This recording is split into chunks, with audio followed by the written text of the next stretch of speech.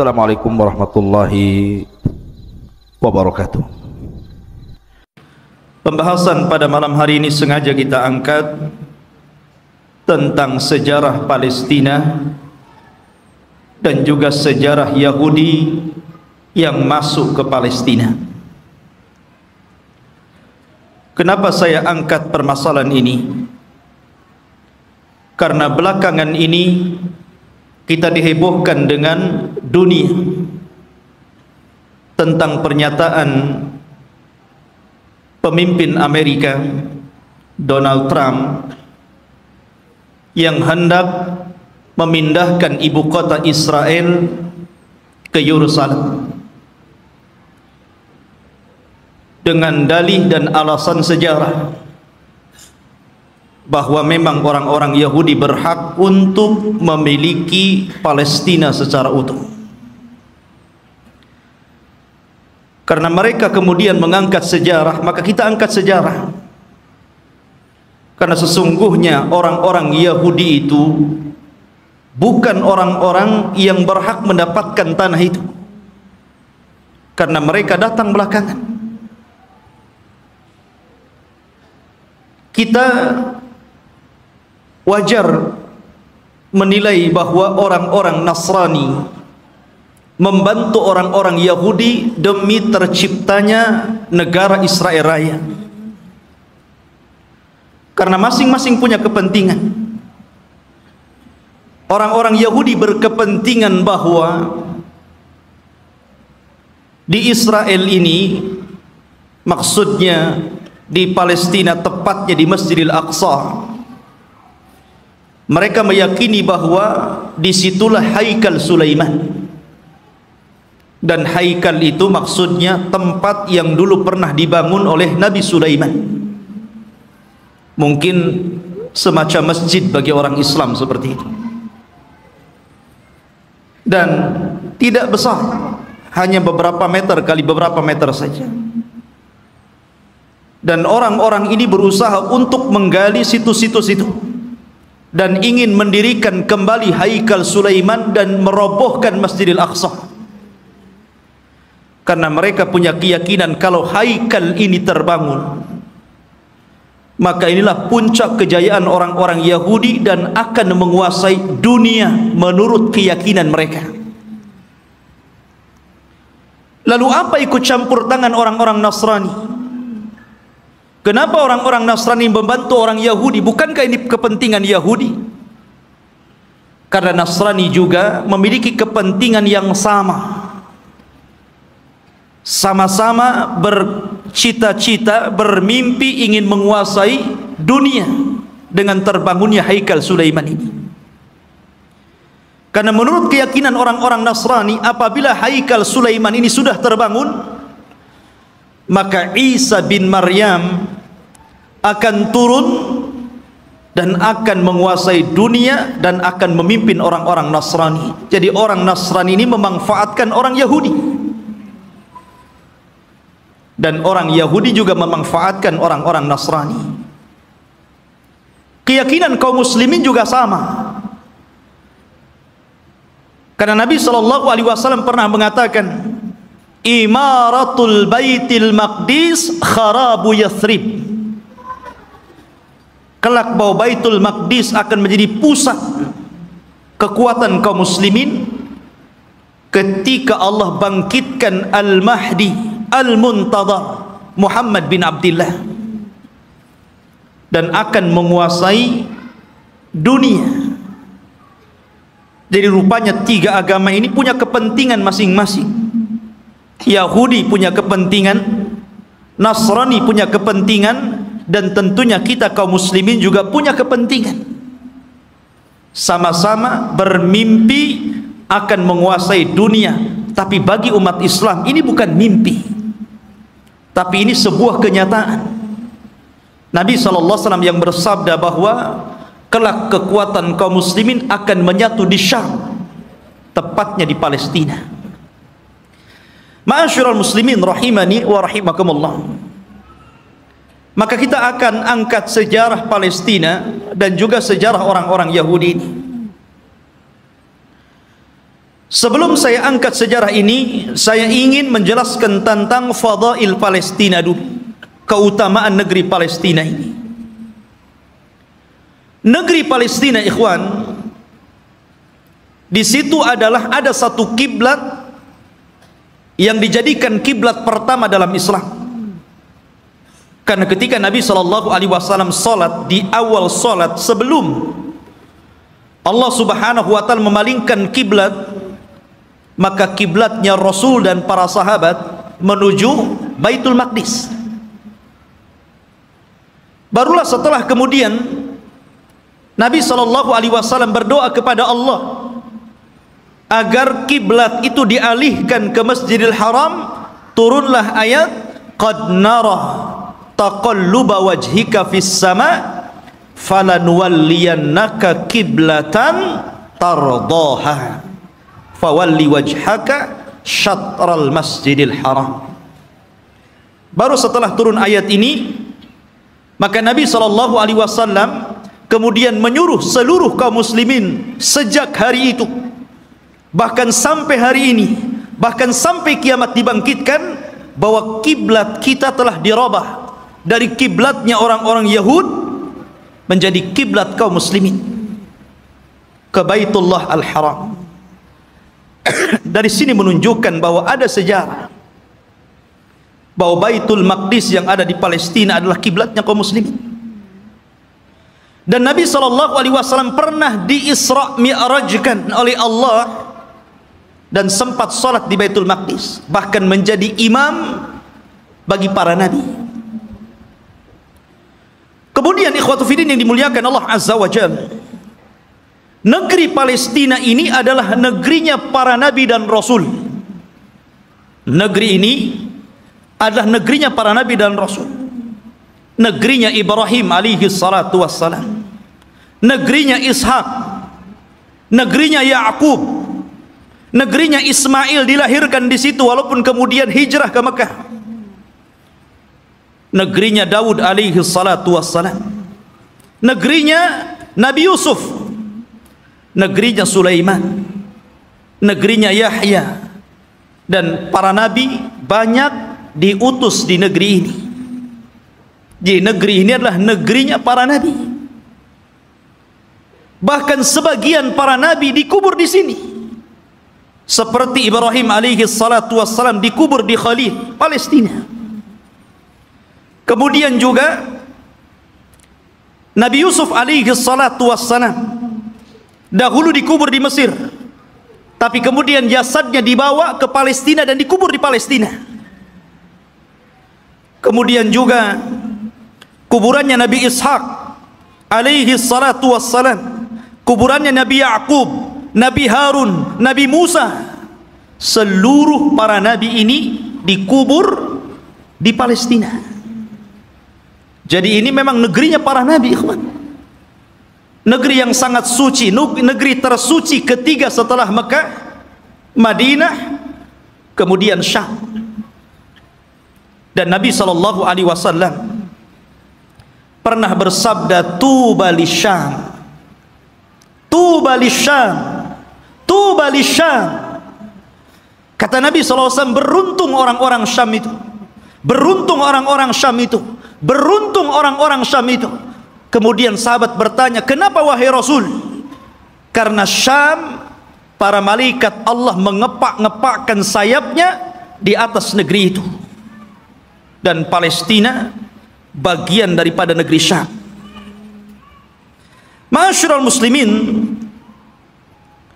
kita tahu bahwa Masjidil Aqsa adalah memiliki keistimewaan yang sangat besar. Sebagaimana ketika Allah Subhanahu wa taala menyebutkan keistimewaan Masjidil Haram, kemudian Masjidil Nabawi, maka Masjidil Aqsa juga sama. Orang yang salat di situ sebanding dengan orang yang salat 500 kali salat di masjid-masjid yang lainnya. Ini keistimewaan yang sangat besar.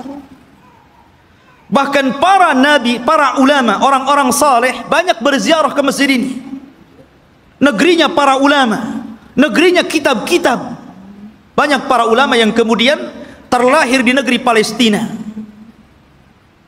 Kita tahu bahwa Imam Syafi'i lahir di mana? Di Gaza, Gaza Palestina. Di sana ada Al-Asqalan. Kita kenal dengan Al-Imam Ibnu Hajar Al-Asqalani. Asqalan Palestina. Jadi banyak para ulama dunia, bukan ulama kecil, ulama dunia, itu lahir di Palestina. Bahkan Nabi SAW melarang tidak boleh safar dalam rangka ibadah kecuali di 3 tempat: Masjidil Haram, Masjid Nabawi, dan Masjidil Aqsa. Kata Rasul, la tushaddur rihal illa ila thalathati masajid. Tidak boleh kalian melakukan safar dalam rangka ibadah kecuali di 3 masjid ini. Salah satunya Masjidil Aqsa. Bahkan Nabi SAW pernah berdoa, Allahumma barik lana fi syamina wa barik lana fi yamanina. Ya Allah, berkahi negeri Syam kami. Ya Allah, berkahi negeri Yaman kami. Di sini Rasul mendahulukan Syam kemudian Yaman, menunjukkan bahwa Syam lebih utama dibandingkan Yaman. Ini menunjukkan bahwa Syam negeri yang penuh berkah. Rasul yang mendoakan. Kemudian juga ikhwatu fiddin yang dimuliakan Allah Azza wa Jalla, para sahabat Nabi SAW banyak yang hijrah ke negeri Palestina, berziarah ke sana.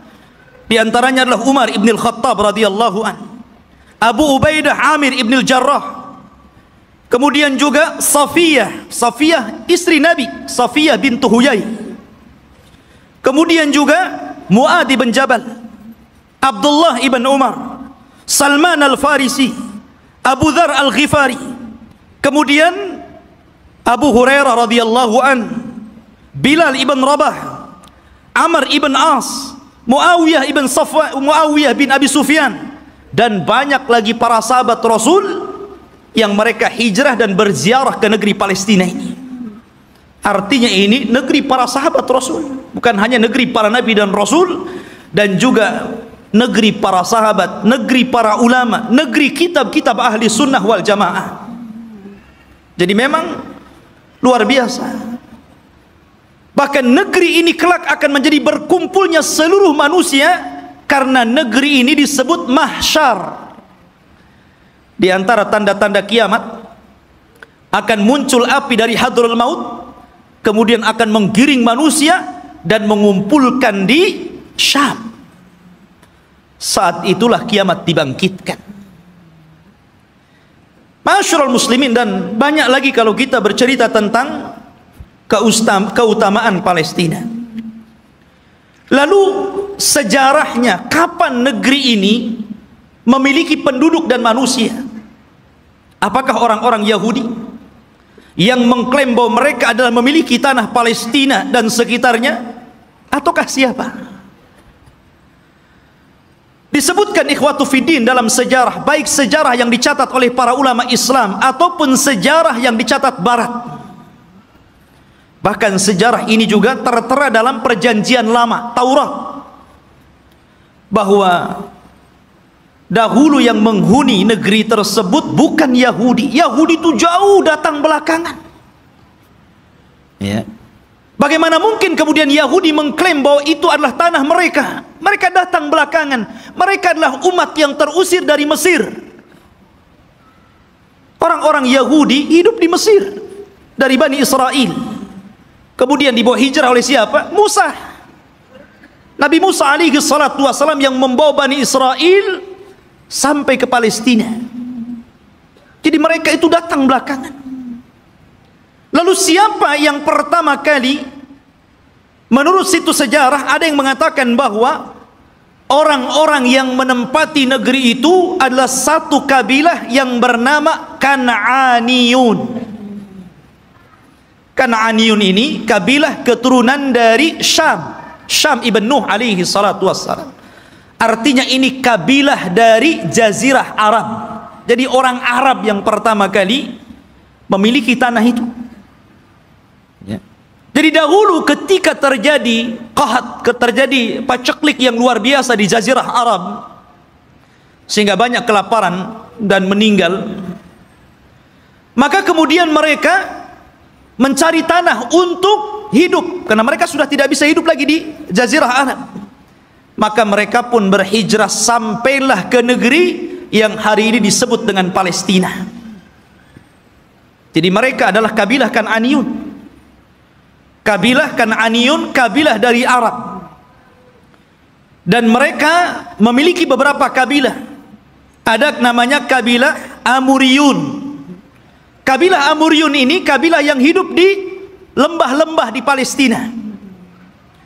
Kemudian ada kabilah namanya Yaguthiyun, dan mereka hidup di negeri di sekitar Al-Quds yang kita kenal dengan Masjidil Aqsa, Baitul Maqdis. Kemudian adapun Kan'aniyun, maka mereka hidup di satu daerah yang bernama Arihah, dan Arihah adalah kota tertua di dunia. Belum ada kota di zaman itu kecuali Arihah. Makanya Arihah itu kota tertua di dunia, belum ada kota kecuali ini. Hiduplah kabilah namanya Kan'aniyun. Ma'asyiral muslimin rahimani wa rahimakumullah. Lalu kenapa muncul kalimat Palestina? Kalau antum membaca dalam perjanjian lama Taurat, bahkan disebutkan juga dalam Injil, tidak ada kalimat Bani Israel atau Yahudi. Ya. Yang ada adalah kabilah Kan'aniyun. Itu mereka mengakui dan tercantum dalam kitab-kitab mereka. Nggak ada Bani Israel, nggak ada Yahudi. Apalagi Yahudi datang belakangan gitu kan, dibandingkan Bani Israel. Munculnya kabilah ini, kita tahu bahwa Palestina itu berdekatan dengan Mesir, karena dipisah dengan Sohra, hanya dipisah dengan padang pasir yang luas. Jadi antara Mesir dan Palestina itu berdekatan. Ya, di situ ada jalur Gaza namanya. Itu pemisah antara Palestina dan Mesir gitu kan. Lah, ada satu kelompok yang kemudian ketika itu menyerbu Mesir. Yang kemudian akhirnya terjadilah kesepakatan, karena waktu itu antara Palestina dan Mesir menyatu, bukan beda negara kayak sekarang, tidak, menjadi satu. Sehingga kemudian ketika kelompok yang menyerang Mesir ini kemudian berdamai, maka mereka pun meminta daerah yang disebut dengan Al-Falas, yang kemudian belakangan disebut Palestina, dan sekarang kita kenal dengan Palestina. Dari situlah ikhwatu fiddin bahwa kabilah yang menyerbu ini akhirnya menetap di sebuah tempat namanya Falas. Lah, sebelumnya sudah ada orang-orang Arab yang tinggal di situ. Ya. Sehingga kemudian akhirnya karena berlalunya zaman, berlalunya masa, berkembangnya mereka, akhirnya saling menikah sesama mereka. Antara Yaguthiyun, Amuriyun, kemudian juga Kan'aniyun. Akhirnya tidak ada daerah yang lebih dikenal daripada Falas, yang kemudian belakangan disebut Palestina. Itulah sejarah penamaan Palestina. Jadi sebuah nama tempat yang kemudian sekarang disebut dengan Palestina. Taib. Lalu kenapa kemudian muncul Bani Israel dan belakangan muncul nama Yahudi di sini? Kapan mereka masuk? Kita tahu bahwa ikhwatu fiddin yang dimuliakan Allah Azza wa Jal, kalau kita cerita tentang Yahudi, berarti kita cerita tentang kisah Nabi Ya'qub. Nabi Ya'qub alaihi salatu wassalam dan anak keturunannya. Sedikit saya akan sebutkan tentang kisah Nabi Yakub dulu biar antum lebih paham dari mana munculnya orang-orang Yahudi Bani Israel ini. Nabi Ibrahim alaihi salatu wassalam, ikhwan, itu memiliki 2 istri dan 1 budak. Ibrahim itu memiliki 2 istri dan satu budak. Walaupun yang kita kenal hanya memiliki 1 namanya Sarah dan memiliki budak namanya Hajar. Dia memiliki istri lain dan punya anak. Ya. Tetapi yang masyhur adalah dari Siti Sarah. Lahirlah seorang yang kemudian menjadi nabi penerus Ibrahim namanya Ishak. Nabi Ishak. Dari Ishak inilah kemudian lahir namanya Yakub. Yakub ini banyak saudaranya. Dan selalu ada konflik antara Yakub dan saudara-saudara Yakub yang lainnya. Lah Yakub ini anak Ishak yang paling saleh, yang kemudian menjadi penerus Ishak, menjadi nabi juga, Nabi Yakub namanya. Sehingga dia terkadang di malam hari selalu menyendiri, selalu pergi di malam hari. Dalam bahasa Arab, pergi di malam hari itu namanya Isra. Makanya ada Isra, ada Mi'raj. Isra itu perjalanan malam yang ditempuh Rasul dari Masjidil Haram ke Masjidil Aqsa. Ya. Kemudian karena Yakub ini selalu berjalan tengah malam, makanya kemudian dia pun disebut Israel. Karena Isra itu diambil dari suka berjalan tengah malam. Tapi ada juga yang mengatakan Isra itu artinya abdun dan il itu adalah Allah. Jadi artinya Abdullah. Karena Yakub itu selalu beribadah kepada Allah Subhanahu wa taala, maka orang-orang di zaman itu karena menggunakan bahasa Ibrani menyebutnya sebagai Israel. Jadi penamaan Israel itu dari siapa? Nabi Yakub. Ya. Dan Nabi Yakub alaihi salatu wassalam itu memiliki 4 istri, 2 sah dan 2 budak. Maksudnya yang 2 sah istri dia dan 2 budak, dan semuanya melahirkan anak, sehingga jumlahnya menjadi 12. Lah dari salah satu istri Nabi Yakub namanya Rahil, lahirlah seorang nabi yang kelak akan meneruskan Yakub kenabiannya, namanya Yusuf, dan juga saudaranya namanya Binyamin. Kita tahu bahwa sejarah ini ma'ruf, sering diceritakan kan. Yusuf dizalimi saudara-saudaranya, akhirnya kemudian dibuang ke sumur, kemudian dipungut oleh para pedagang, sampailah di Mesir, kemudian dibeli oleh para pejabat Mesir, kemudian belakangan menjadi bendaharawan Mesir. Dari sinilah kemudian Yusuf memborong seluruh keluarganya dari Palestina menuju Mesir. Tidak ada satupun keturunan Yakub yang tinggal di Palestina. Semua berangkat ke Mesir. Tidak ada satupun. Jadi 12 saudara Nabi Yusuf itu semuanya berangkat ke Mesir, dan ditampung oleh Nabi Yusuf alaihi salatu wassalam karena dia telah menjadi pejabat besar di Mesir, bendaharawan, dan sangat dihormati oleh kerajaan Mesir ketika itu. Lah selama Nabi Yusuf hidup, maka Yakub dan anak-anaknya diberikan sebuah daerah, kemudian mereka hidup di situ, dan mereka mendapatkan fasilitas yang luar biasa disebabkan oleh Nabi Yusuf alaihi salatu wassalam.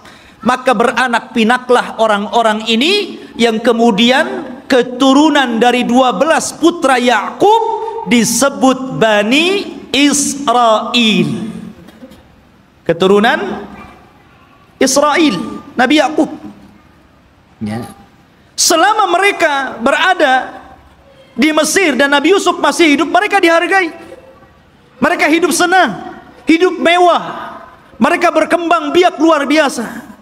Tapi setelah Nabi Yusuf alaihi salatu wassalam meninggal dunia, mulailah kemudian Mesir menekan mereka. Mulailah suku Kipti, suku terbesar ketika itu yang menguasai Mesir, rajanya namanya Fir'aun. mulailah menjajah Bani Israel ini. Belakangan kemudian Bani Israel menjadi budaknya Fir'aun. Budaknya Fir'aun, tertindas mereka. Karena tertindas inilah, maka kemudian Allah Subhanahu wa ta'ala utus kepada mereka secara singkat siapa? Nabi Musa. Nabi Musa diutus kepada mereka menjadi Rasul Bani Israel dan untuk mendakwahi Fir'aun.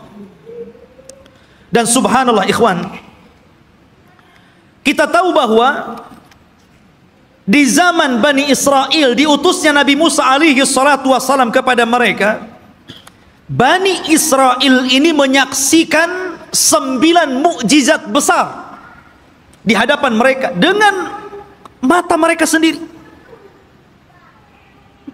Ketika mukjizat itu turun kepada bangsa Fir'aun, orang-orang Bani Israel juga melihat.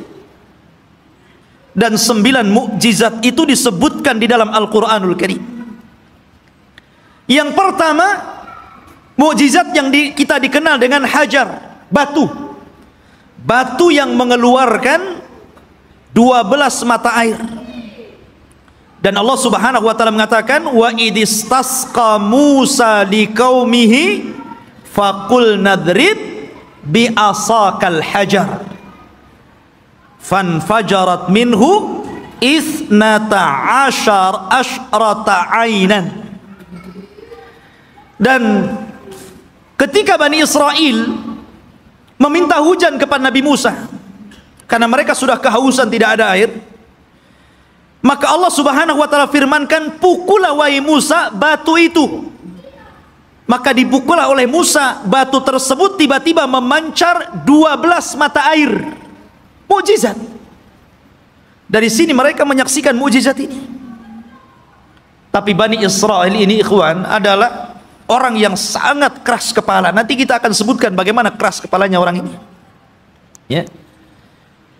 Kemudian yang kedua, mereka menyaksikan bagaimana terbelahnya lautan. Betul-betul menyaksikan itu, dan mereka melewati lautan.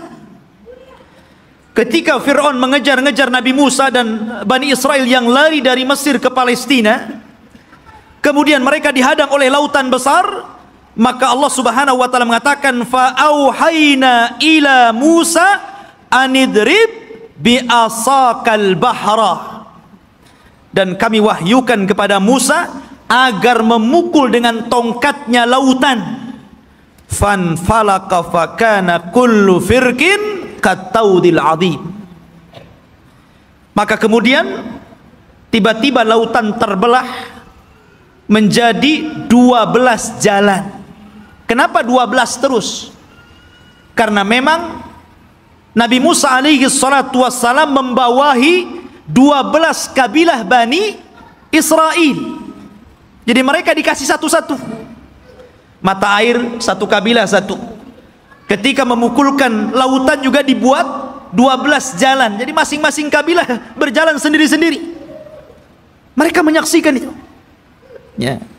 Kemudian juga menyaksikan tongkat. Ketika Nabi Musa alaihi salatu wassalam berduel dengan tukang-tukang sihir Fir'aun, maka Allah Subhanahu wa ta'ala katakan, fa'alqa asahu fa idza hiya thu'ban mubin. Fa'alqi asah. Maka Musa pun kemudian melemparkan tongkatnya, tiba-tiba tongkat itu menjadi ular yang sangat besar. Bani Israel menyaksikannya, menyaksikan bagaimana tongkat Musa berubah menjadi ular besar dan memakan ular-ular kecil tukang-tukang sihir Musa, tukang-tukang sihir Fir'aun. Kemudian juga kekurangan makanan dan hilangnya buah-buahan, sehingga Fir'aun dan juga kabilah-kabilah Fir'aun dari kalangan Kibti, mereka merasa kelaparan, susah cari buah-buahan. Allah Subhanahu wa ta'ala berfirman, walaqad aqadna ala fir'auna bisinin wa naqsim minas thamarati la'allahum yadzakkarun. Dan ingatlah ketika kami memberikan hukuman kepada keluarga Fir'aun dan juga para pengikutnya dengan kekeringan yang berkepanjangan dan kurangnya buah-buahan, agar mereka mau kembali ke jalan yang benar. Dan Bani Israel menyaksikan ketika orang-orang Fir'aun kelaparan, mereka justru kekenyangan. Ini mukjizat. Ya. Kemudian juga tufan, angin yang sangat besar, yang kemudian banyak membunuh, menghancurkan tembok-tembok dan juga rumah-rumah. Allah katakan fa arsalna alaihim tufan. Allah kirim kepada mereka tufan, angin yang sangat besar. Kemudian juga al-jarad, di mana-mana belalang. Belalang di mana-mana, ikhwan. Di rumah-rumah, di dapur-dapur, bahkan di tempat tidur, belalang di mana-mana. Kemudian juga kumal kutu dan juga dafadi', katak dan kodok, di mana-mana ada kodok. Kemudian juga darah, di mana seluruh air bersih menjadi merah dan berdarah. Dan ini disaksikan Bani Israel dan juga orang-orang Fir'aun. Kemudian juga bagaimana tangan Nabi Musa yang bercahaya, dan banyak lagi mukjizat yang diberikan kepada Musa. Tapi sekali lagi saya katakan, ikhwan, bagaimana degilnya Bani Israel. Allah sudah tampakkan banyak mukjizat kepada mereka, tapi mereka kufur kepada Allah Azza wa Jalla. Kita perhatikan ketika Nabi Musa alaihi salatu wassalam berhasil menyeberangkan Bani Israel sehingga mereka mampu melewati lautan, dan Allah tenggelamkan Fir'aun di Laut Merah.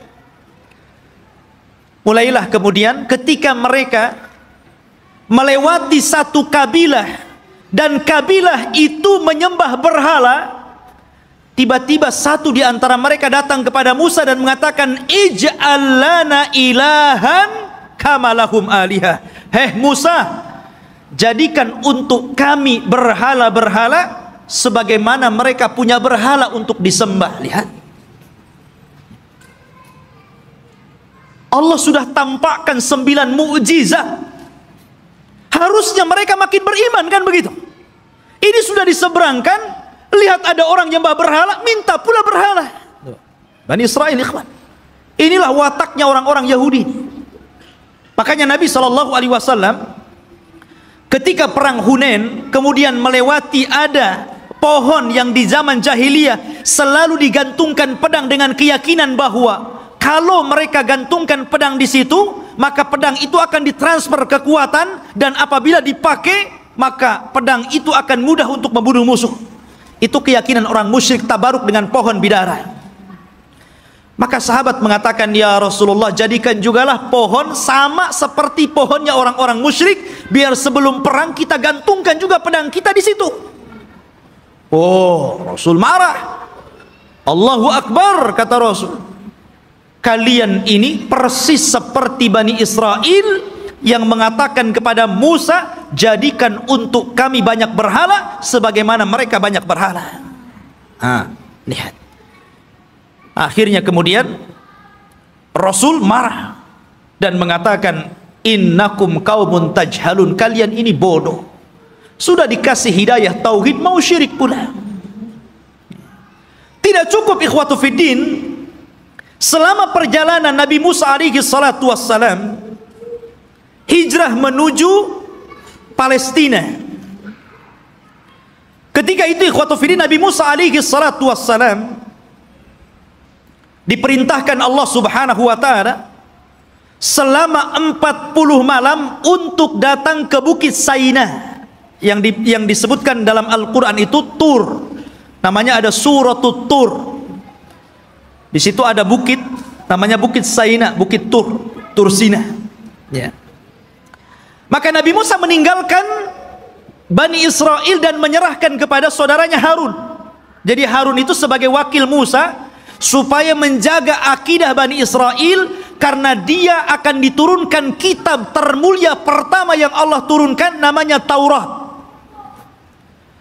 Nabi Musa berangkat menuju Tur, kemudian Allah turunkan Taurat, dan Allah catat Taurat dengan tangannya. Satu-satunya kitab yang dicatat oleh Allah langsung adalah Taurat.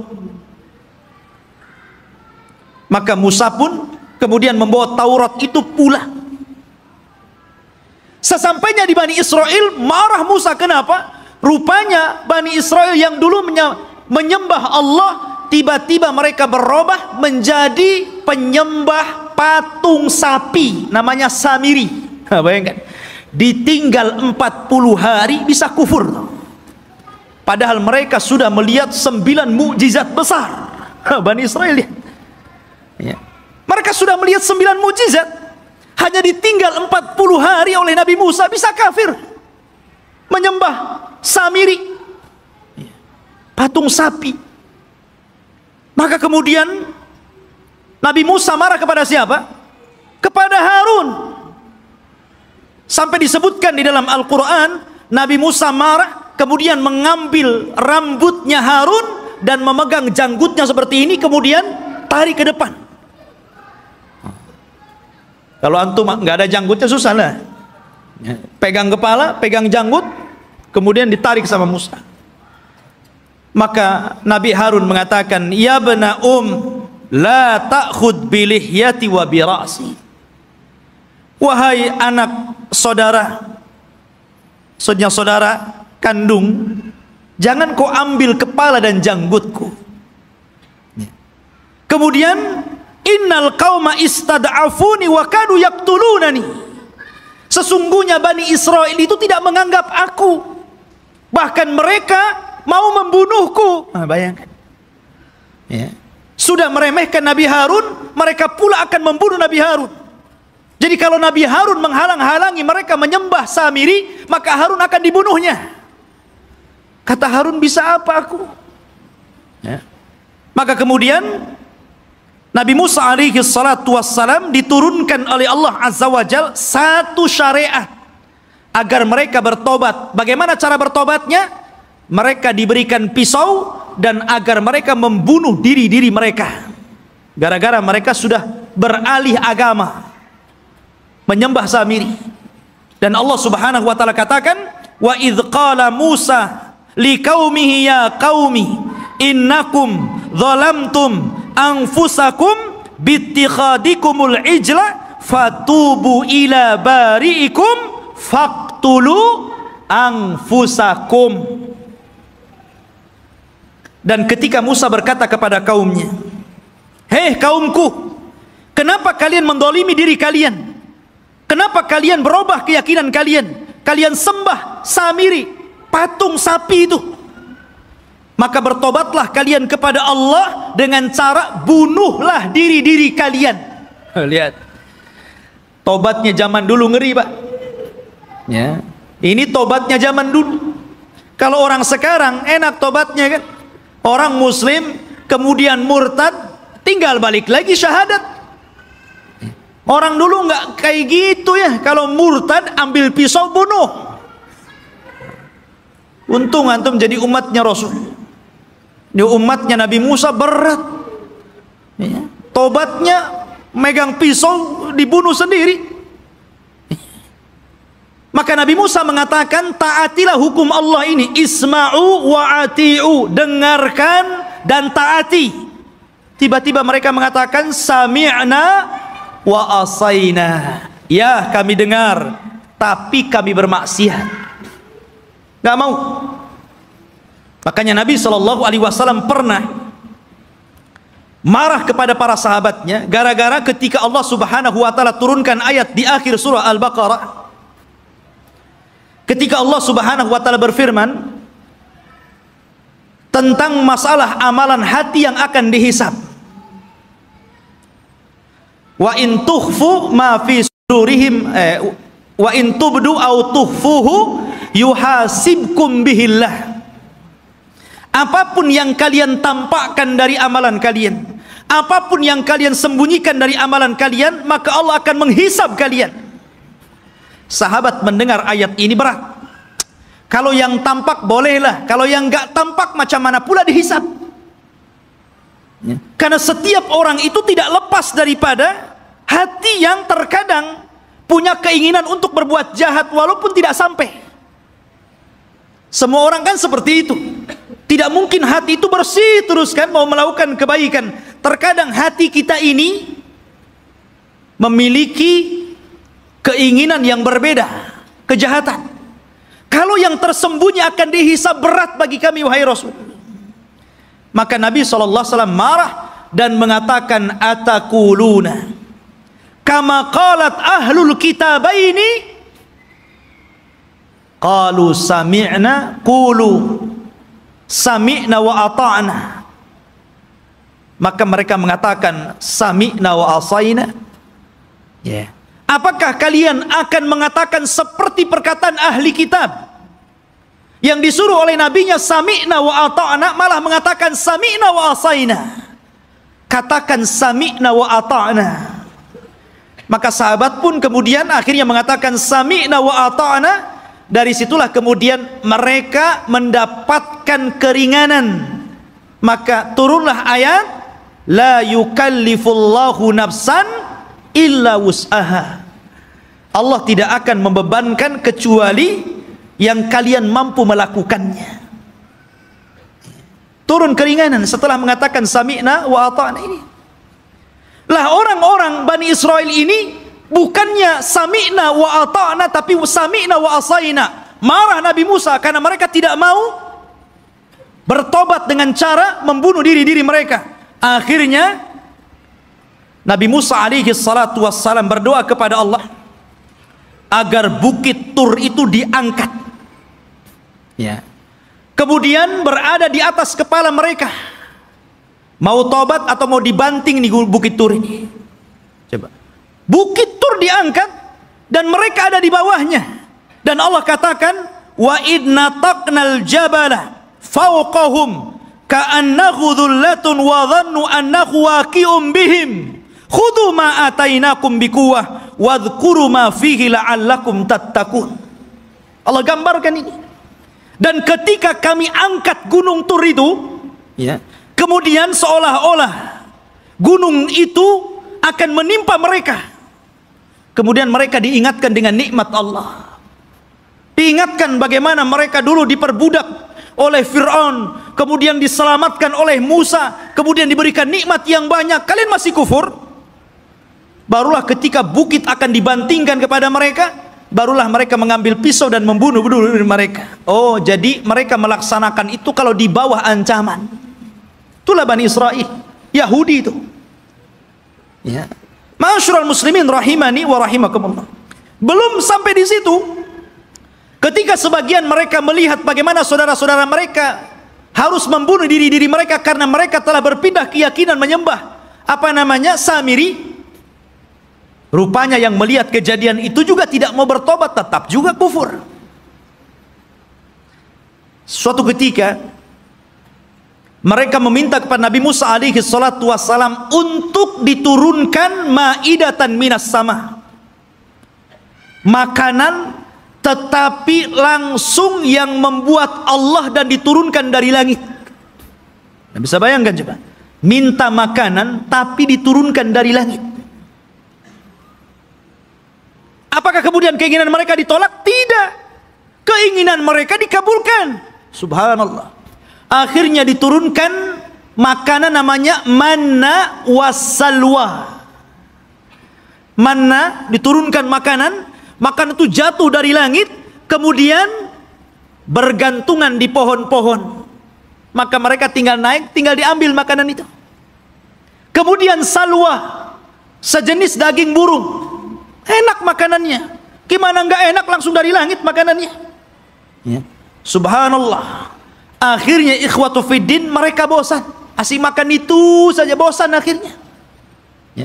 Kemudian akhirnya karena bosan, maka mereka meminta kepada Nabi Musa alaihi salatu wassalam ingin sayur mayur. Bosan dengan ini katanya. Saya ingin sayuran, ada bawang merah, ada bawang putih. Bayangkan. Sehingga mereka mengatakan wa id qultum ya Musa lan nasbiru ala ta'amin wahid. Dan ketika kalian berkata kepada Nabi Musa, "Hei Musa, kami tidak sabar dengan satu makanan ini saja. Saya minta makanan yang lain." Akhirnya mereka meminta kepada Nabi Musa itu sayur mayur, mimbakliha wa kithaiha wa fumiha wa adasiha wa basaliha. Ya Allah, Dikasih makanan enak, mau makanan yang gak enak. Maka Allah Subhanahu wa taala mengatakan, ya, atastabdiluna alladhi huwa adna billadhi huwa khair, ihbitu misra.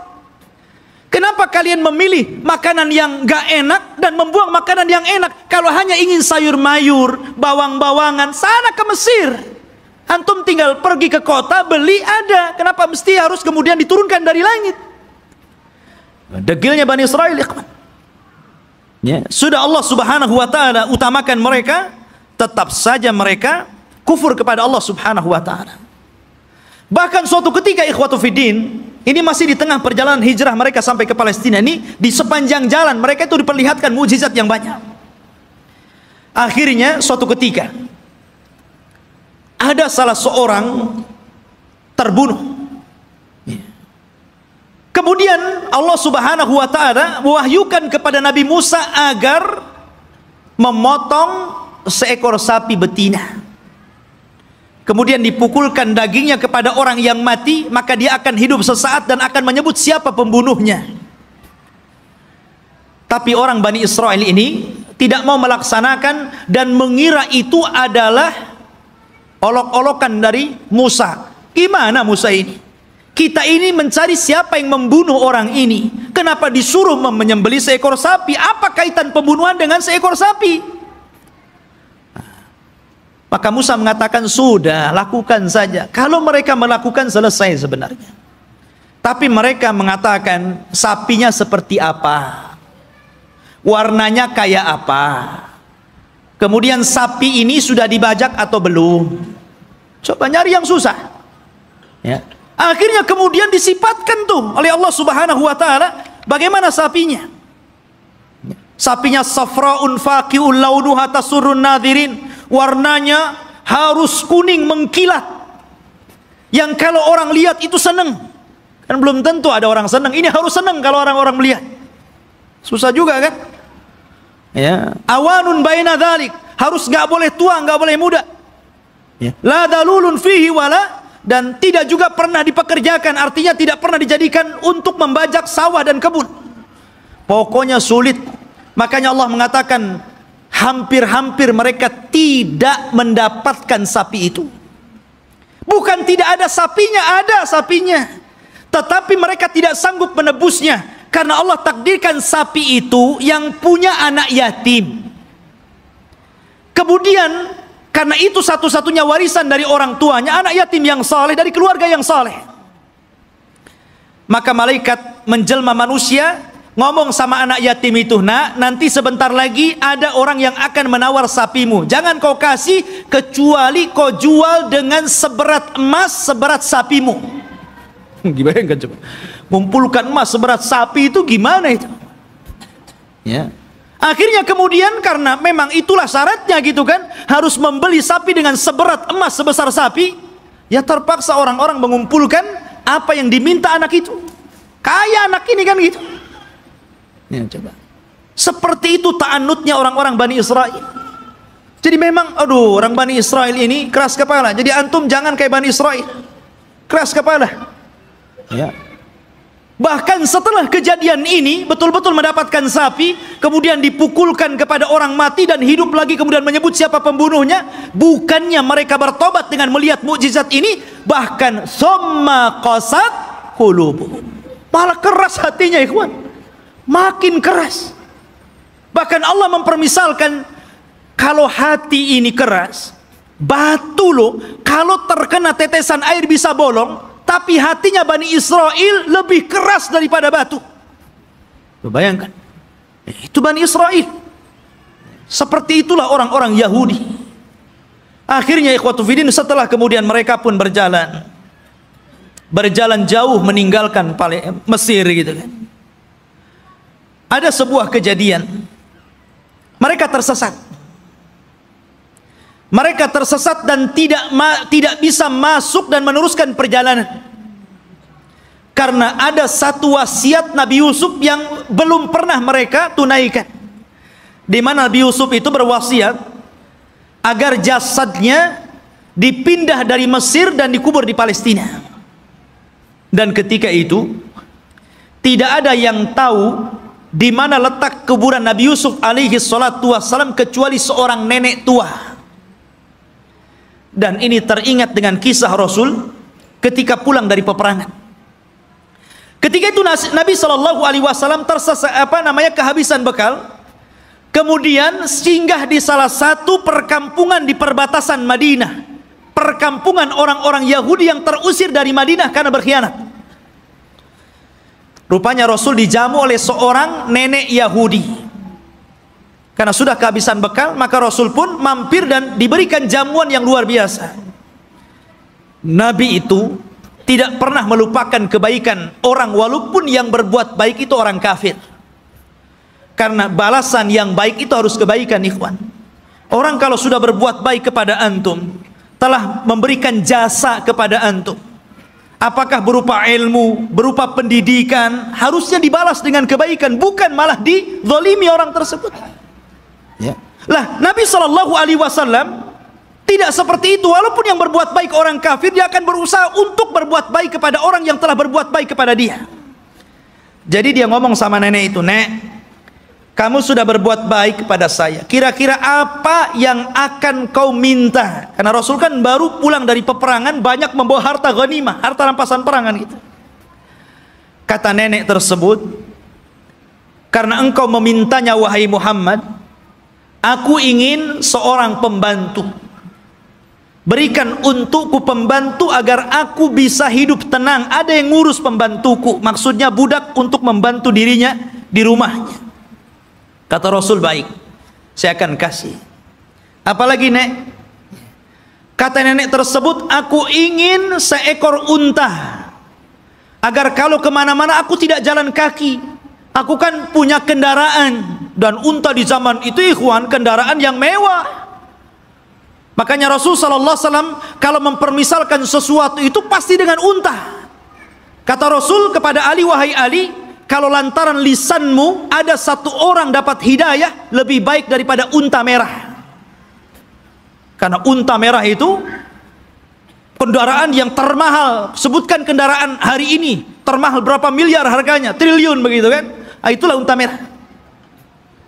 Makanya Nabi Shallallahu Alaihi Wasallam ketika menikah dengan Khadijah, maharnya itu dengan unta, ya, bukan dengan sapi, bukan dengan kambing, tapi dengan unta. Dan tidak tanggung-tanggung, 20 ekor unta itu maharnya Rasul. Dan semuanya betina, di mana unta betina lebih mahal dibandingkan unta jantan. Anda bisa bayangkan satu unta itu, kalau antum membeli satu buah Avanza itu bisa, berarti maharnya Rasul itu 20 mobil Avanza. Coba. Tapi saya yakin ibu-ibu paling diberi seperangkat alat sholat. Ya kan? Nggak apa-apa, Bu, lebih senang. Karena apa?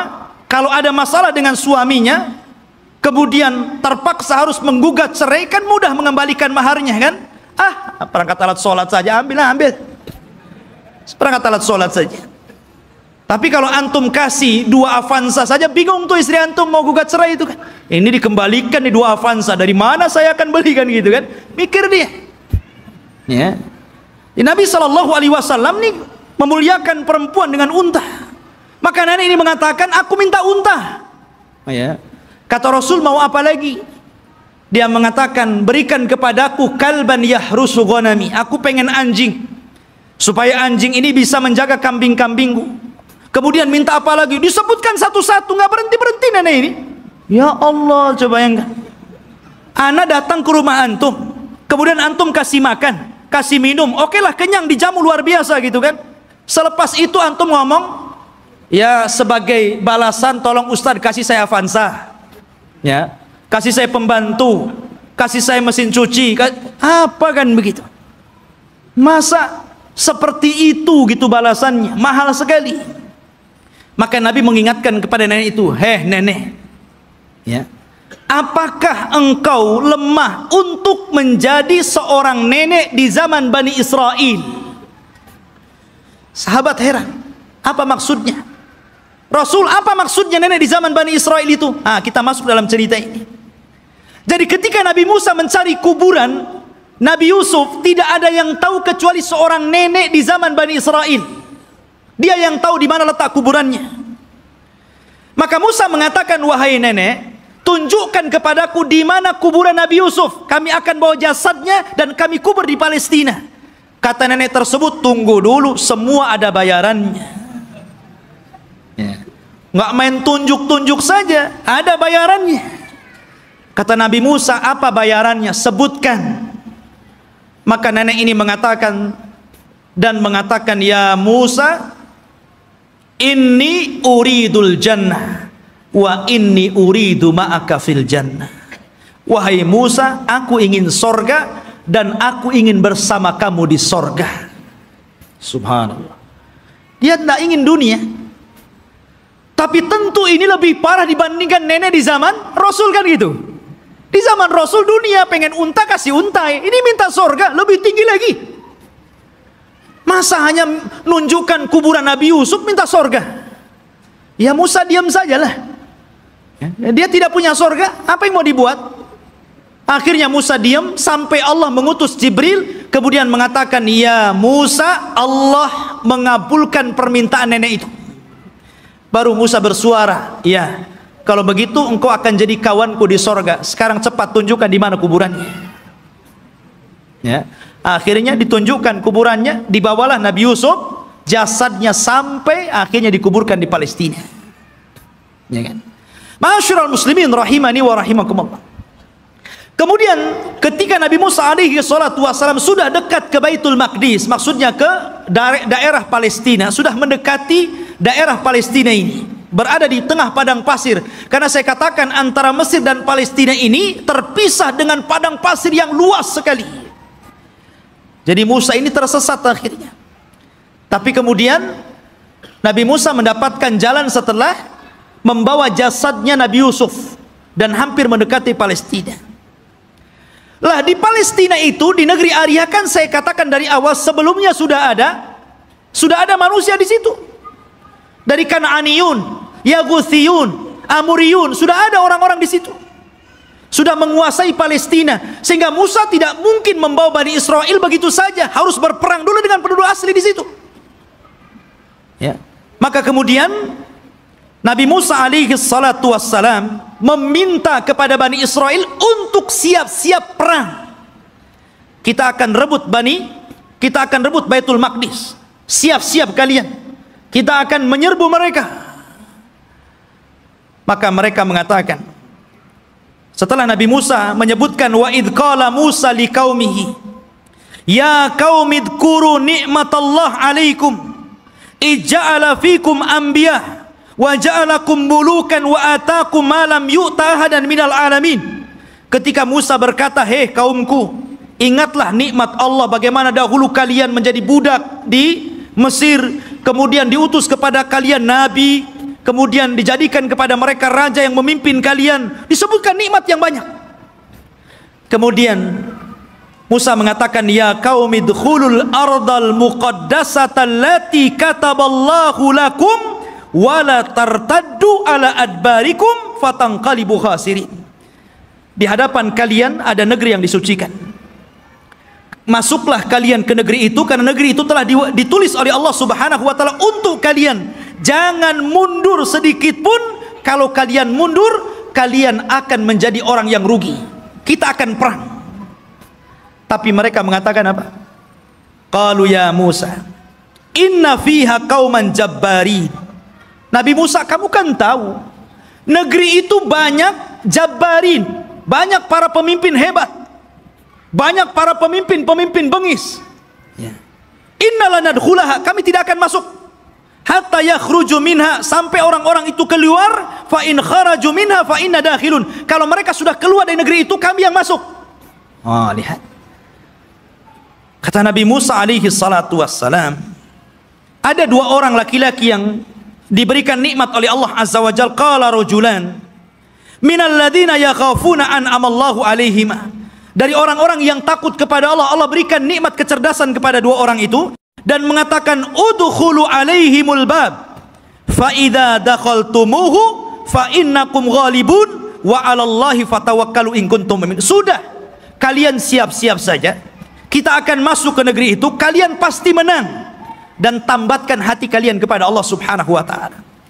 Tapi mereka mengatakan, qalu ya Musa innalan nadkhulaha abadan. Nabi Musa, kami tidak akan masuk selama-lamanya, madamu fiha, kalau orang-orang itu masih di situ.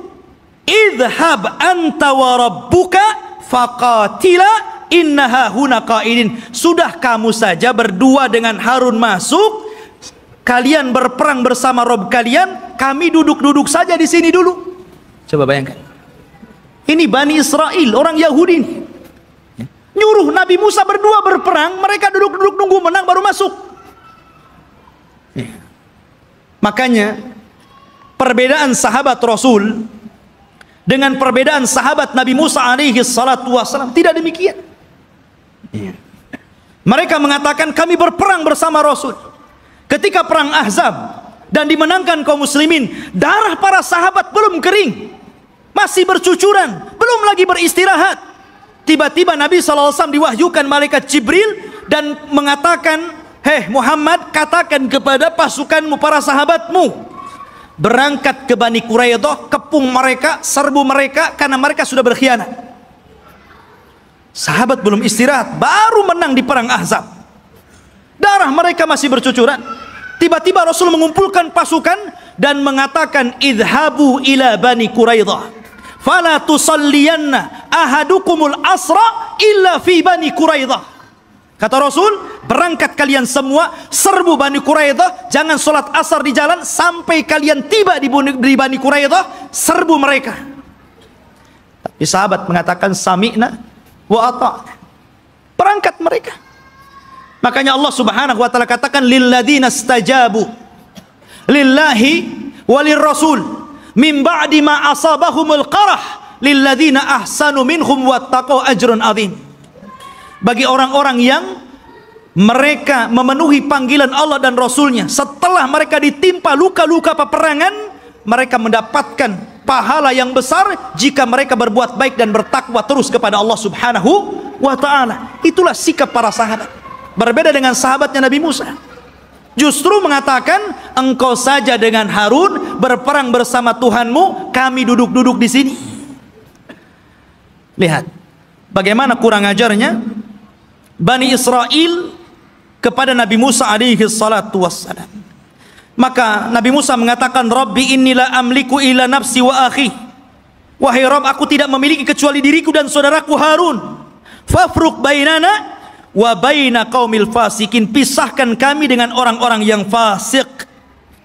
Maka dengan sebab itu ikhwan, karena mereka sudah menentang Nabi Musa, maka mereka pun dibuat oleh Allah tidak tahu kemana harus berangkat. Jadi negeri itu tiba-tiba oleh Allah Subhanahu wa ta'ala dikepung kabut, sehingga mereka tidak tahu jalan keluar harus kemana. Ya. Kalau mereka jalan ke sana, ujung-ujungnya balik lagi ke sini. Jadi mereka tidak bisa keluar dari situ.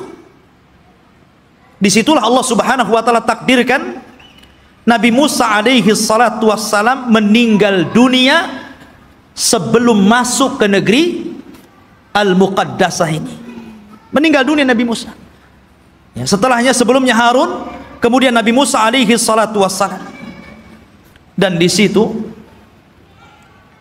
ada kejadian yang luar biasa.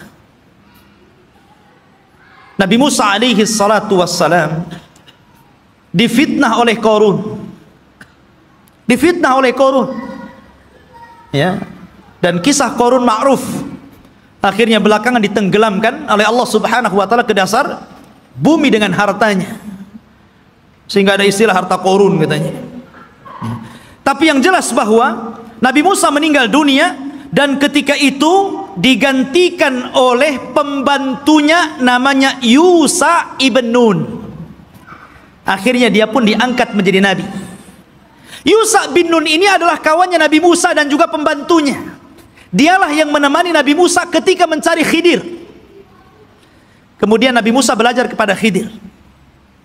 Dan kisah Musa dengan Khidir ma'ruf, disebutkan dalam surah Al-Kahfi, dan diisyaratkan, walaupun Khidir tidak ada namanya dalam Al-Quran, tapi isyaratnya ada. Tapi yang jelas bahwa Yusha bin Nun lah yang kemudian berhasil membawa Bani Israel dan masuk ke Baitul Maqdis. Allah menangkan dalam peperangannya. Jadi Nabi Yusha inilah yang membawa pasukan, kemudian berperang dan berhasil menguasai Baitul Maqdis. Dari sini menunjukkan bahwa Bani Israel ini mereka menjajah, bukan asli situ. Mereka datang dari Mesir dengan Nabi Musa, kemudian Nabi Musa meninggal, diganti oleh Yusha bin Nun, kemudian merebut Palestina dan mereka menjadi tinggal di situ. Jadi Palestina bukan milik orang Yahudi, mereka yang menjajah di situ. Ya. Barulah kemudian Yusha bin Nun masuk ke Masjid Al-Aqsa yang sekarang disebut dengan Baitul Maqdis, sekarang Masjid Al-Aqsa. Disitulah Allah Subhanahu wa taala memerintahkan kepada Yusha ibn Nun, karena ketika itu ikhwan, peperangan ini sangat sengit. Ya. Kebetulan perang itu terjadi di hari Jumat dan tidak boleh berperang di hari Sabtu, karena orang Yahudi sangat mengistimewakan hari Sabtu. Alasannya apa? Karena hari Sabtu itu hari cutinya Allah. Kenapa Allah cuti? Karena Allah lelah. Setelah menciptakan langit dan bumi, diawali hari Ahad dan diakhiri hari Jumat, Allah lelah, maka Allah beristirahat. Maka hari Sabtu hari istirahatnya Allah, setelah Allah menciptakan langit dan bumi selama 6 hari. Jadi mereka mengatakan ini hari cuti Allah. Kalau Allah saja cuti, kita juga cuti katanya. Jangan berperang. Ya. Tapi Allah kemudian bantah, wa ma massana min lughub. Kami tidak disentuh dengan keletihan, kata Allah. Enak saja kami istirahat. Ya. Maka kemudian ikhwatu fillah, karena perang ini terus berkecambung, hampir matahari tenggelam dan masuk ke hari Sabtu. Ini kalau matahari tenggelam masuk hari Sabtu kan nggak boleh perang tuh. Akhirnya Yusha bin Nun memperlihatkan mukjizatnya. Dia nunjuk kepada matahari, innaki ma'murah wa ana ma'mur. Kamu diperintah Allah, saya juga diperintah Allah. Jangan bergerak dulu sampai perang ini menang. Oh, berhenti matahari. Ya. Matahari diem. Betul-betul sampai menang perang itu, matahari nggak bergerak. Nah, itu mukjizatnya Yusha bin Nun, menghentikan matahari. Sampai menang perang, betul-betul menang. Akhirnya setelah menang baru matahari berjalan dan masuk ke hari Sabtu. Setelah menang inilah maka Allah perintahkan masuk ke Baitul Maqdis sajidan dengan penuh tawadu, dengan penuh merendahkan diri, menundukkan kepala. Kata Allah Subhanahu wa taala mengatakan, masuklah kalian dengan sujud. Maksud sujud itu maksudnya dengan ruku, karena sujud nggak mungkin bisa jalan orang sujud. Ya, dengan menundukkan kepala. Tapi Bani Israel ini degil.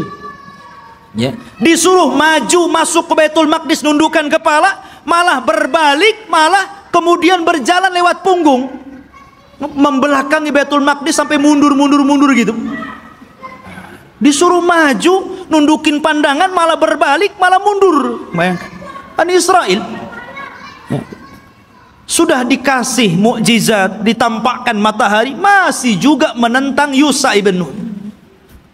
Bukan itu saja, mereka disuruh untuk membaca Hittah. Masuklah ke Baitul Maqdis dan bacakan Hittah. Hittah itu artinya, ya Allah ampuni dosa-dosaku, ya Allah ampuni dosa-dosaku. Digantinya kalimat Hittah menjadi Hintah. Bayangkan, apa Hintah? Ya Allah berikan makanan, ya Allah berikan makanan. Disuruh minta ampun malah minta makanan. Bani Israel, mereka sudah dimenangkan, tinggal masuk saja, masih kurang ngajar gitu kan.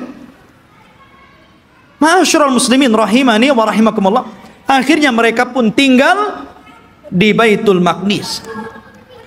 Lah, ketika kemudian Yusha bin Nun berhasil menguasai Baitul Maqdis dan menempatkan orang-orang Yahudi atau Bani Israel di Baitul Maqdis dan menguasai Palestina, maka kemudian Yusha ibn Nun pun meninggal dunia. Ketika Yusha ibn Nun meninggal dunia, Maka di sini ikhwatu fiddin yang dimuliakan Allah Azza wa Jalla, ketika itu Bani Israel memiliki beberapa hukum.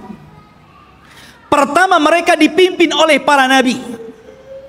Jadi ketika Yusha bin Nun meninggal, ada nabi.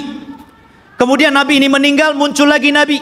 Nabi ini meninggal, muncul lagi nabi. Bahkan ada satu tempat itu nabinya 3, rasulnya 3. Diutus banyak para nabi, ribuan para nabi diutus. Ketika itu yang memimpin para nabi. Akhirnya Bani Israel bosan, asik nabi terus yang mimpin. Kami mau raja, nggak mau nabi. Nah, bayangkan, nolak nabi, mau raja. Ya, ketika itu nabi yang terakhir yang diutus kepada mereka sebelum mereka menjadikan sistem kerajaan adalah Nabi Samuel. Dan Nabi Samuel ini pernah didapati kuburannya di zaman Umar bin Khattab ketika menyerbu Persia.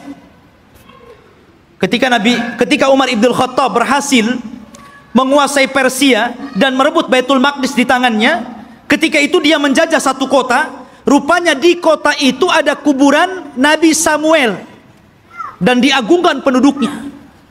Maka Umar ingin mencegah kesyirikan. Tengah malam digalinya kuburan Samuel, kemudian dipindah ke tempat lain, dijadikan 9 kuburan palsu, yang 1 asli, yang 8 palsu. Orang nggak tahu mana Samuel 1. Jadi bingung tuh. Yang tadinya suka minta-minta ke kuburan, bingung. Ini ada 9 kuburan, yang mana 1 yang Samuel ini? Coba kalau kuburan wali kayak gitu ya, bingung orang. Ya kan? Dikubur tuh. Dikubur tempat lain, malam-malam dibuat kuburan palsu banyak-banyak. Di zaman Umar bin Khattab. Makanya Umar itu orang yang paling keras dalam penyimpangan tauhid. Ketika ada orang yang kemudian mulai sholat di satu pohon yang dulu Rasul pernah berbaiat, namanya Baiatur Ridwan, karena sudah mulai digunakan sholat, meminta-minta, ditebang pohon itu sama Umar. Nggak boleh ada orang kesini lagi, walaupun Rasul pernah berbaiat di sini. Harusnya antum begitu. Kalau ada pohon beringin, orang minta-minta di situ, ambil singso, tebas tuh beringinnya. Tapi baca bismillah dulu ya. Nanti antum kesurupan pula di beringin. Khotbah ini dimuliakan Allah Azza wa Jalla. Kemudian akhirnya kata Nabi Samuel, baik. Karena ketika itu ikhwatu fiddin yang dimuliakan Allah Azza wa Jalla, karena terjadi perang saudara, maka muncullah di luar dari Bani Israel ada satu kelompok besar namanya Jalut. Jalut ini orangnya besar-besar raksasa, ya, dan punya pasukan besar. Dialah yang kemudian mengambil tabut. Tabut itu isinya apa? Isinya pusaka-pusaka Nabi Musa. Di situ ada Taurat, di situ ada tongkatnya Nabi Musa, di situ ada pakaiannya Nabi Harun dan Musa. Pokoknya peninggalan Musa dan Harun dijadikan satu tempat, kemudian dikotak, disebut tabut namanya. Tabut itu dicuri oleh Jalut dan pasukannya. Maka Bani Israel tidak bisa apa-apa melawan Jalut. Akhirnya kemudian minta kepada Nabi Samuel untuk dikirim kepada mereka seorang raja yang akan memimpin jihad melawan Jalut.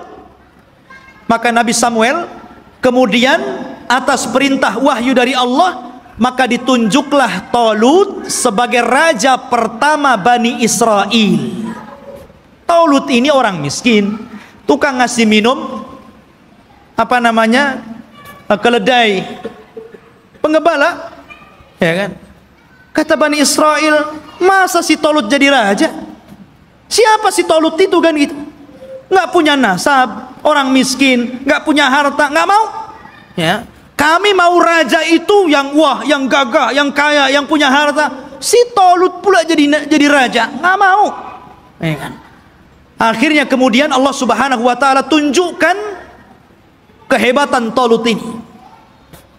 Diutusnya malaikat, kemudian malaikat ini mengambil tabut yang ada di Jalut, kemudian diserahkan kepada Talut, menunjukkan bahwa sekarang Talut sudah punya tabut.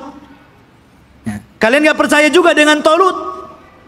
Dari situlah sebagian mereka mulai mau mengikuti Talut dan sebagian yang lainnya mau menolaknya.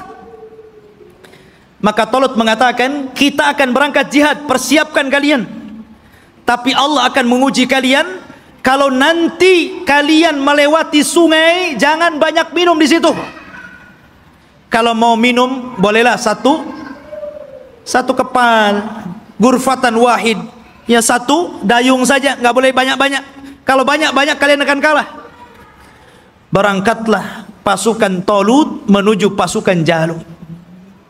Ya kan? Rupanya betul di tengah mereka ada sungai, karena mereka sudah kelelahan, kehausan, ada sungai. Wah, nggak peduli dengan Talut, minum banyak-banyak orang itu. Dari berapa ribu gitu kan, hanya tinggal separohnya yang masih nurut dengan Talut. Akhirnya yang ini pulang, nggak melihat pasukan Jalut gede-gede, nggak berani pulang. Ya, yang sedikit inilah kemudian mikir nih, ini tentara banyak, besar-besar, gimana cara melawan mereka? Akhirnya mereka nggak berani bergerak untuk melawan Jalut. Maka kemudian Nabi Musa, Nabi Raja Talut mengatakan, siapa yang akan berperang dan berhasil membunuh Jalut, maka aku kawinkan dia dengan putriku. Rupanya satu pun nggak bergerak. Ngapain dikawinkan kalau harus mati gitu ya? Iya kan? Nggak mau bergerak juga. Akhirnya ada anak muda namanya Daud. Dia berani tuh Daud tuh, yang kemudian belakangan menjadi nabi dan raja, Nabi Daud dan Raja Daud. Dia yang berani. Kemudian dia lempar tombaknya, kena Jalut, mati di tangan dia. Zaman dulu kalau sudah pemimpinnya mati, kalah orang itu. Ya kan? Meninggal di tangan Daud. Maka akhirnya Daud pun dinikahkan dengan putrinya Talut. Dan Talut mengatakan, kalau dia meninggal, maka orang ini yang akan menggantikan aku menjadi raja. Talut punya anak, tapi karena dia sudah berjanji, siapa yang membunuh Jalut, dia akan dinikahkan dengan putriku dan akan menjadi penggantiku. Maka setelah Talut meninggal dunia, mau tidak mau Daud diangkat jadi raja. Tapi anaknya Talut yang lain gak setuju. Ya kan? Harusnya anak yang jadi raja, kenapa Daud menantunya kan itu? Disitulah kemudian pecah Bani Israel menjadi dua kerajaan. Kerajaan anak-anaknya Talut dan kerajaan Daud. Dari sini ikhwatu fiddin mulai terjadi goncang. Ya. Tapi Nabi Daud ini ikhwan adalah orang yang cerdas. Karena Allah berikan mukjizat, tangannya itu bisa melembutkan besi. Ya. Jadi kalau besi itu nggak perlu dilas, dipotong-potong aja sama dia kan begitu. Wa alanna lahul hadid. Dia bisa melembutkan besi, bukan sulap ikhwan. Itu mukjizat. Kalau enggak gini aja dia. Ya kan? Mukjizatnya Nabi Daud. Dia punya kekuatan, akhirnya dia pun melawan anak-anaknya Talut yang lain dan mempersatukan kembali Bani Israel. Setelah dia meninggal, maka puncak kekuasaan Bani Israel ada di tangan putranya Daud, Nabi Sulaiman. Disitulah puncak kekuasaan Bani Israel, puncak kekuasaan Yahudi. Ya. Dan hanya ada 4 raja yang pernah menguasai sebagian besar dunia, yang 2 mukmin dan 2 kafir. Yang pertama mukmin, namanya Dzulqarnain, sebutkan dalam surah Al-Kahfi. Yang kedua Sulaiman, ini keduanya mukmin. Dan keduanya kafir. Yang pertama Namrud di zaman Nabi Ibrahim. Kemudian Bukhtun Nasr, nanti ada kisahnya akan nyusul. Ya. Jadi Sulaiman ini Allah Subhanahu wa taala berikan kekuasaan yang tidak diberikan kepada orang sebelum dan setelahnya. Dia bisa menundukkan awan, dia bisa menundukkan jin, dia bisa menundukkan burung-burung, dia bisa menundukkan tumbuh-tumbuhan. Masya Allah, ini raja alam nyata dan gaib ini, Nabi Sulaiman ini. Ya. Jadi jin tunduk sama dia. Bahkan yang membangun bangunan-bangunan itu jin. Jin itu yang bekerja kepada Sulaiman, membuat istana-istana. Makanya ketika Sulaiman meninggal dunia, jin itu kan tidak tahu yang gaib. Disangkanya Sulaiman masih hidup dan tidur di singgasana. Asik bekerja saja mereka kan. Baru setelah Sulaiman roboh dari singgasananya, kata jin, oh kalau tahu Sulaiman sudah mati dari dulu, ngapain saya kerja, katanya. Nah, dari sini menunjukkan jin itu tidak tahu yang gaib. Kalau jin tidak tahu yang gaib, berarti dukun lebih tidak tahu yang gaib. Karena dukun itu gurunya jin. Mereka itu para pendusta, nggak usah dibenarkan. Benarnya satu, dustanya itu 1000. Ya. Ma'asyiral muslimin rahimani wa rahimakumullah. Maka Sulaiman inilah puncak kekuasaan, dan di zaman Sulaiman ini beliau membangun satu tempat ibadah menggantikan tabut, namanya Haikal Sulaiman, yang sekarang menjadi mimpi orang Yahudi. Haikal Sulaiman, mimpinya orang Yahudi itu sampai hari ini. Sulaiman membuat haikal. Dialah yang pertama kali meninggikan Masjidil Aqsa. Jadi kalau Ibrahim meninggikan Masjidil Haram, kalau Masjidil Aqsa ditinggikan oleh Sulaiman. Dan ketika dia mendirikan Masjidil Aqsa, maka dia meminta kepada Allah 3. Satu, agar Allah memberikan hukum yang sesuai dengan hukum Allah. Yang kedua, agar diberikan kekuasaan yang tidak pernah diberikan kepada siapapun setelahnya. Yang ketiga, agar siapapun orang yang masuk ke masjid ini dan tidak ada niat kecuali sholat, keluar, maka dia sudah hilang dosanya seperti anak yang baru dilahirkan dari perut ibunya. Kata Rasul, aku berkehendak bahwa yang ketiga itu aku, kata Rasul. Karena yang kedua sudah dikabulkan. Dan Rasul pernah sholat di Baitul Maqdis. Kata Rasul, aku berharap aku yang ketiganya. Ma'asyiral muslimin, jamaah sekalian yang dirahmati Allah Azza wa Jalla, maka Sulaiman pun membentuk tempat ibadah yang disebut dengan Haikal Sulaiman, Masjidil Aqsa yang lama. Di zaman Sulaiman itu disebut Haikal namanya. Baru kemudian roboh, kemudian dibesarkan, akhirnya menjadi besar. Lah Yahudi ini ingin mencari itu. Dulu ketika Sulaiman mendirikan Masjidil Aqsa yang disebut dengan Haikal itu, dari mana ke mana, berapa meter, lebarnya berapa meter, kemudian panjangnya berapa meter. Kalau sudah ketemu situs ini, maka mereka akan membangun Masjidil Aqsa mau dirobohkan, sehingga Haikal lah yang naik. Itu tujuan Yahudi sampai hari ini. Makanya mereka membolongi itu Masjidil Aqsa, itu bolong bawahnya, makanya tidak bisa menampung banyak-banyak. Kalau banyak nanti roboh itu. Karena di situ ikhwatu fiddin, di bawah tanahnya itu, di bawah tembok ratapan itu, mereka mencari-cari di mana tempat haikalnya Sulaiman ini. Jadi para ilmuwan Israel terus mencari dan akan membangunnya. Dan mereka ingin mendirikan Israel Raya persis di atas Haikal Sulaiman.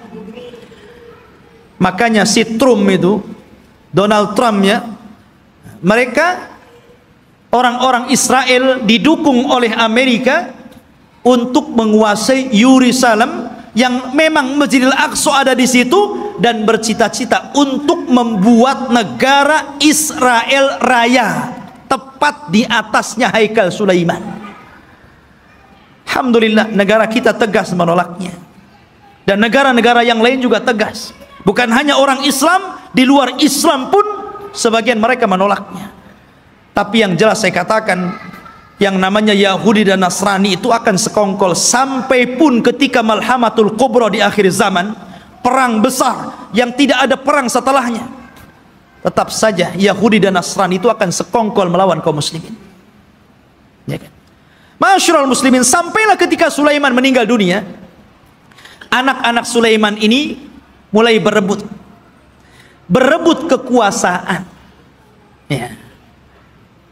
Karena berebut kekuasaan, goncanglah Bani Israel. Sudah tidak ada raja lagi. Raja itu cuma 3 di zaman Bani Israel, Talut, Daud, dan Sulaiman. Setelah itu nggak ada raja lagi. Akhirnya mereka pun berpecah, satu demi satu berpecah. Lemahlah orang-orang Yahudi. Ketika mereka lemah inilah, maka bangsa-bangsa luar mulai menjajah orang-orang Yahudi. Lah dari situlah datang pasukan dari Irak, pasukan Babil, yang kemudian menghancurkan Yahudi, menawan mereka dan memperbudak mereka, dibawa ke Irak, sebagainya lari ke Mesir. Dan ketika muncul seorang perdana menteri yang kemudian menguasai Babil, namanya Bukhtun Nasr, dialah yang kemudian menghancurkan negeri Palestina sehancur-hancurnya dan merobohkan Haikal Sulaiman. Hancur lebur.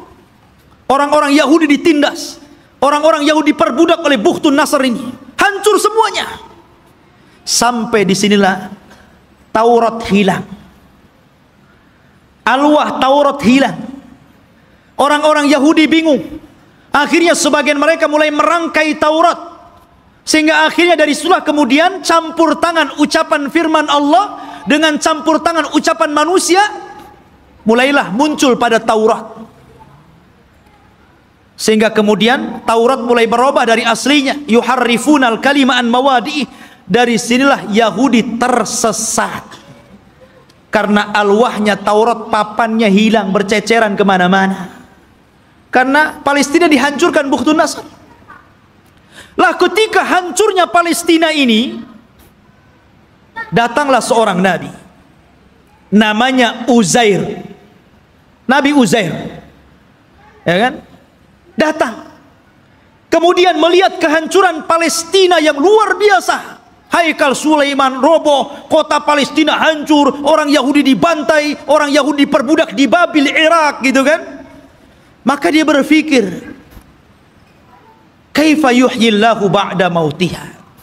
Bagaimana Allah bisa menghidupkan kota yang hancur setelah dulu kota ini sangat ramai, sangat indah, sangat bagus. Akhirnya Allah subhanahu wa ta'ala menidurkan Nabi Uzair 100 tahun. Fa'amatahullahu mi'ata amin summa ba'athah. Maka kemudian Uzair pun ditidurkan Allah 100 tahun. Kemudian dibangkitkan seolah-olah baru tidur sejam 2 jam, karena ditidurkan di waktu duhur dan dibangunkan di waktu asar. Asar ke duhur cuma berapa jam saja. Disangkanya hanya 2-3 jam dia tidur, padahal dia sudah 100 tahun ditidurkan. Dan Allah bolak-balikan badannya sehingga badannya tidak hancur, dan Allah biarkan badannya muda terus, sehingga ketika 100 tahun dia dibangkitkan, orang sudah tua dia masih muda. Orang udah janggutnya panjang-panjang, udah pakai tongkat bungku-bungku, dia masih muda saja.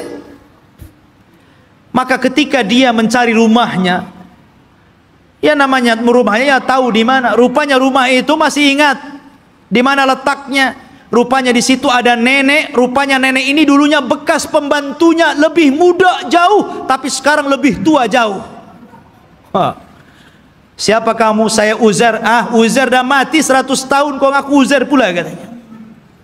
Mana buktinya kau Uzair? Akhirnya ditunjukkan bukti-buktinya. Kaget nenek ini. Oh, kamu ini tuan saya, kamu Uzair. Menyebarlah nama Uzair di Bani Israel. Maka orang pun menganggap Uzair itu anak Tuhan. Wa qalatil yahudu Uzair ibnullah wa qalatin nasara al-masih ibnullah. Berkata orang Yahudi Uzair itu anak Allah, berkata orang Nasrani al-masih ibnullah, anak Allah. Karena Uzair masih hidup. Mereka katakan ini anak Allah, kalau bukan anak Allah nggak mungkin hidup selama ini, dan masih muda.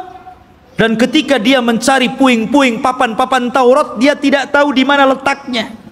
Maka Allah ilhamkan mampu menghafal Taurat dengan pemikirannya, sehingga orang-orang menyangka Musa saja membaca Taurat dari papan, dia membaca Taurat dari pikirannya, berarti dia adalah anak Allah. Orang Yahudi bilang Uzair anak Allah karena mampu menghafal Taurat. Tuh, lihat. Kenapa orang Islam tidak dikatakan anak Allah? Banyak orang yang hafal Quran. Anak kecil aja si Musa bisa hafal Quran. Kenapa enggak Musa anak Allah?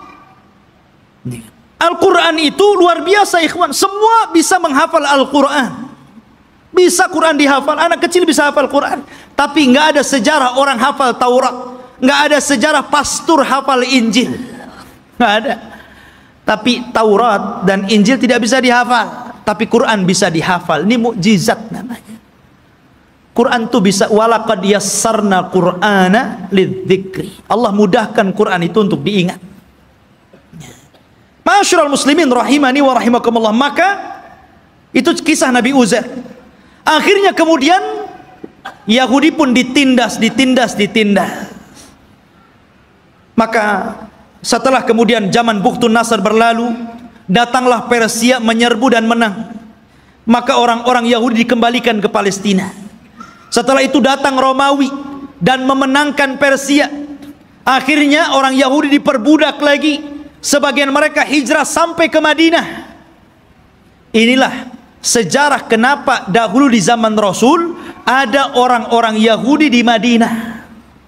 Karena ketika Romawi berhasil mengarahkan Persia, maka orang-orang Yahudi banyak yang diperbudak, sebagian mereka lari. Dan mereka punya ramalan bahwa kelak akan muncul seorang nabi di tanah yang banyak pohon kurma, yang kemudian belakangan disebut Yathrib dan belakangan lagi disebut Madinah Al-Munawwarah. Berangkatlah mereka ke Madinah, suaka besar-besaran. Ya. Tapi kemudian setelah tahun 1700-an belakangan ke sini gitu kan, maka mulailah orang-orang menggagas untuk mengumpulkan orang Yahudi, kemudian mengumpulkan di Palestina. Kemudian pada tahun 1940-an gitu kan, barulah kemudian atas bantuan Inggris dan Amerika, akhirnya orang-orang Yahudi diresmikan untuk membuat negara sendiri yang sekarang disebut Israel. Israel, bukan Bani Israel. Karena kerajaan Israel ini, ikhwan, itu berbeda dengan Yahudi. Itu dua pecahan yang berbeda. Ya, Yahudi ini keturunan Yahuda. Kalau Israel berbeda. Karena Israel ini masih mengagungkan para nabi, tapi Yahudi itu membenci para nabi. Mereka lah yang membunuh Nabi Zakaria sehingga digergaji sampai mati. Dialah yang membunuh Nabi Yahya bin Zakaria, disembelihnya sampai mati. Dia pula mengklaim sudah membunuh Nabi Isa bin Maryam dan mengatakan anak zina dan dibunuhnya. Walaupun Al-Quran mengingkari terbunuhnya Isa dan mengatakan Isa tidak dibunuh, Isa disalib, Isa tidak disalib, dan Isa diserupakan bahkan dia diangkat ke langit. Tapi orang Yahudi mengklaim sudah membunuh Isa. Itulah kisahnya orang Yahudi. Jadi orang Yahudi yang sekarang ini hanya sandiwara orang-orang itu, orang-orang kafir, orang-orang Inggris dan Amerika saja. Mereka membuat cerita bahwa seolah-olah itu adalah tanah mereka. Demi Allah, sejengkal pun bukan tanah Yahudi. Bagaimana kemudian Donald Trump mengumumkan untuk memindahkan ibu kota Yerusalem sebagai ibu kota Israel dan akan mendirikan Israel Raya di atas Baitul Maqdis? Maka kita harus bangkit, ya. Nggak bisa seperti itu. Satu jengkal pun mereka nggak punya tanah. Bagaimana mungkin kemudian mereka mengklaim ini tanah Yahudi? Dan di akhir zaman yang mereka ramalkan memang akan menjadi kenyataan.